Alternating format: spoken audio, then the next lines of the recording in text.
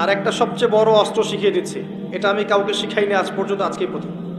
এবং আমি আমার জীবনে দেখেছি এই ওসিলা করে যা চেয়েছি পাইনি এমন কোনোদিনও যায় নাই।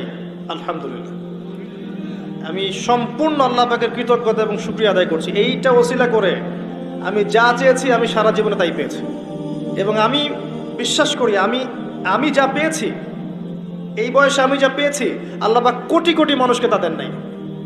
এটা আমি বিশ্বাস করি, আমি এমনটাই মনে করি। আমি কি শিখাই দেবো সেটা? আপনি আল্লাহ পাকের তাওহীদের ওসিলা দিয়ে দোয়া করেন।